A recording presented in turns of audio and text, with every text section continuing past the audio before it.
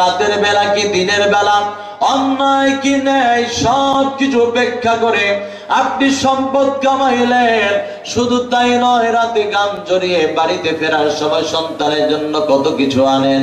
বিবিকে আপনি বলেন, বিবি গো কষ্ট পাইও না, তোমার জন্য অমুক জায়গায় জায়গা কিনতেছি, তোমাকে খুশি করিয়ে ছাড়বো। জীবনে তোমাকে কিছুই দিতে পারি নাই, তোমাকে দেওয়ার জন্য এই জিনিসগুলো আমি করতেছি। আপনি যাই কিছু বলেন না কেন, এক কথায় যে বিবির জন্য এবং সন্তানের জন্য আপনি করলেন, এই বিবি এবং সন্তানগুলো কিয়ামতে যখন আপনাকে দেখবে, দেখার সাথে সাথে দৌড়াইয়া শুধু পালাইতে থাকবে। জোরে বলুন নাউযুবিল্লাহ, একটু আওয়াজ করে বলুন না নাউযুবিল্লাহ। আল্লাহ পাক তারপরে বললেন, লিকুল্লি মারিইম মিনহুম ইয়াওমা ইদিন শাআনুন ইউগনি। এই পরিস্থিতি তাদেরকে তৈরি করে দিবে। ওই জায়গার যে অবস্থা আছে, অর্থাৎ হাসরের ময়দানের মধ্যে যেমন অবস্থাটা থাকবে, এই অবস্থাটাই তাদের জন্য এই পরিস্থিতিটা তৈরি করে দিবে, পালাপালির ব্যবস্থা শুরু করে দিবে। এই আলোচনা যখন আল্লাহ রাসূল মসজিদে নববীতে করতেছিলেন, করা অবস্থায় মা আয়েশা সিদ্দিকা রাদিয়াল্লাহু তাআলা আনহা তিনিও শুনতে পাইলেন। শোনার পর আল্লাহ রাসূল সাল্লাল্লাহু আলাইহি সাল্লাম হুজরা মুবারকের মধ্যে গেলেন। হুজরা মুবারকে যাইয়া দেখলেন মা আয়েশা সিদ্দিকা চোখের পানিগুলো ছাড়ে আর কান্নাকাটি শুরু করে দিয়েছে। আল্লাহ রাসূল সাল্লাল্লাহু আলাইহি সাল্লাম ডেকে ডেকে বললেন, আয়েশা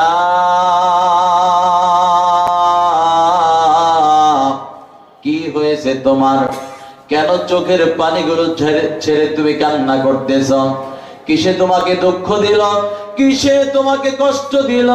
কেন তুমি কান্নাকাটি করো? কেন তুমি কান্নাকাটি করো জানতে চাই।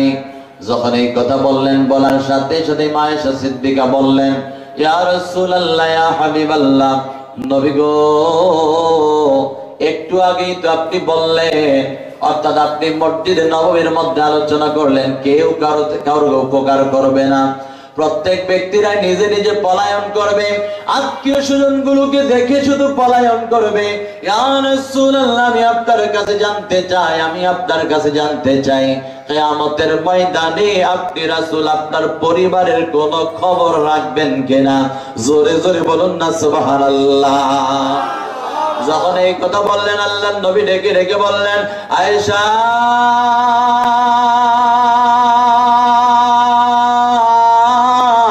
ও আয়েশা গো, কিয়ামতের ময়দানে তিনটা জায়গা থাকবে, যেই জায়গার মধ্যে কেউ কারো কোনো খবর রাখবে না, কেউ কারো কোনো খবর রাখতে পারবে না। এই তিনটা জায়গার মধ্যে